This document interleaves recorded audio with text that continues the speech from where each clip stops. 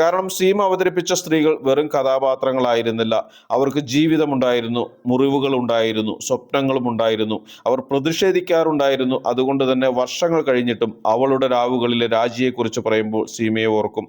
അങ്ങാടിയിലെ സിന്ധുവിനെ കുറിച്ച് പറയുമ്പോഴും സീമയെ ഓർക്കും. ആൾക്കൂട്ടത്തിൽ തനിയയിലെ അമ്മിണിയെ ഓർക്കുമ്പോൾ സീമയെയും ഓർക്കും.